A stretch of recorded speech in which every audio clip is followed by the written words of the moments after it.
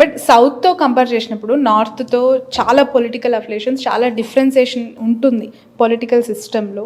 సౌత్లో ఒక వ్యక్తిని చూసి ఒక లీడర్గా ఎమర్జ్ అయిన లీడర్కి మద్దతు తెలపటం, వాళ్ళని చూసి పార్టీని గెలిపించడం అనేది మనకి చరిత్ర చెప్తున్న సాక్ష్యం. ఇక్కడ అఫ్కోర్స్ రేవంత్ రెడ్డి గారు, అఫ్కోర్స్ కేసీఆర్ గారు, అఫ్కోర్స్ కాంగ్రెస్లో రాజశేఖర్ రెడ్డి గారు హయ్యాం, ఇలా మనం చూస్తూ వచ్చాం. మీకు తెలుసు మీ పార్టీ జాతీయ రాష్ట్ర అధ్యక్షుడిగా బండి సంజయ్ గారు ఎంత హైప్ క్రియేట్ చేశారు రాష్ట్రంలో. ఆయన ఉన్నప్పుడు పార్టీ ఎంత యాక్టివ్గా ఉంది అనేది కూడా మీరు చూసారు. ఈ రీసెంట్గా ఇప్పుడు ఎలక్షన్స్ ముందు అన్నమలై రిజైన్ అనేది అది నెగిటివ్ ఇంపాక్ట్ క్రియేట్ చేయదా సౌత్లో? అట్లా ఏముండదు, అవన్నీ అపోహలే ఉంటాయి తప్ప అట్లా ఏముండదు. వారి టర్మ్ అయిపోయింది, వారిని మారుస్తారు. ఇప్పుడు సంజయ్ గారిని మార్చారు, మారిస్తే వారిని తీసుకుపోయి సెంట్రల్ మినిస్టర్ చేశారు.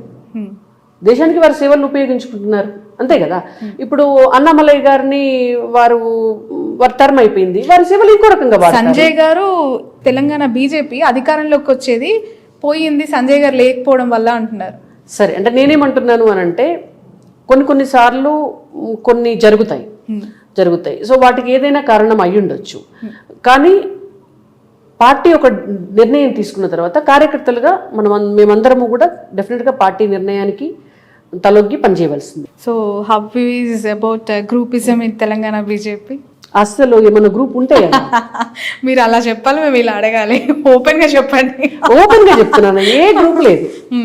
ఈటల గారి వర్గం, సంజయ్ గారి వర్గం, కిషన్ రెడ్డి గారి వర్గం, ఒకవైపు రాజాసింగ్ గారి అసంతృప్తి, అసమ్మతి ఆయన కొనసాగిస్తూనే ఉన్నారు. ఎక్కడ కట్టడి అవుతుంది? ఎవరు దాని అది స్వేచ్ఛ కదా, అది ప్రజాస్వామ్యం. అది కాంగ్రెస్ చెప్తుంది, బీజేపీకి కాదు. ఇప్పుడు బీజేపీలో కూడా ప్రజాస్వామ్యం ఉంటది.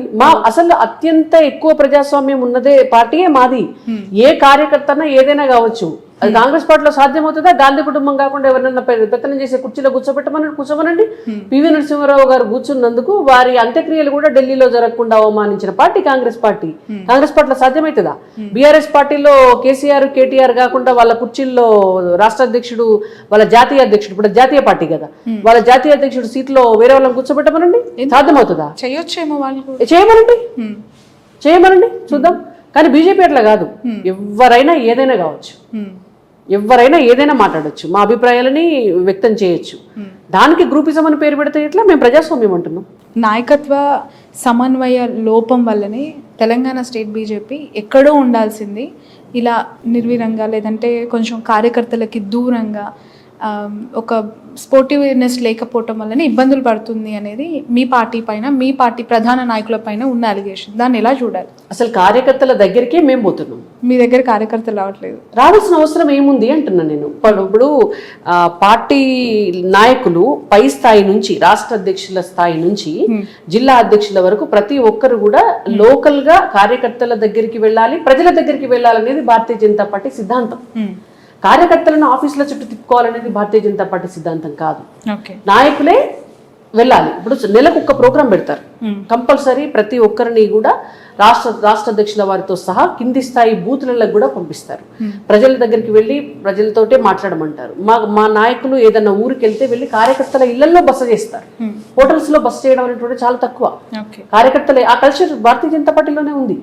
అంటే కార్యకర్తలతో మమేకమయ్యి ప్రజలతో మమేకమై ఉండే పార్టీయే Bharatiya Janata party. Okay, right. రాష్ట్రంలో సన్న బియ్యానికి సంబంధించి సరఫరా జరుగుతూ ఉన్నప్పుడు 37 రూపాయలు కేంద్రానికి మోదీ గారు ఫోటో పెట్టాలి అక్కడ సంజయ్ గారు లాంటి లీడర్ ఇంతకుముందు మాట్లాడిన మాట ఎందుకు జనాల్లోకి అంత పెద్ద ఎత్తున తీసుకెళ్ళలేకపోయారు? సంజయ్ గారు అన్న మాటని ఇక్కడున్న నాయకులు కావచ్చు, మీ యాడ్స్ కావచ్చు, ఆ దిశగా ఎందుకు వెళ్ళలేదంటే డెఫినెట్ గా చేస్తున్నాము. ఇవాళ కిషన్ రెడ్డి గారు కూడా పిలుపునియటం జరిగింది.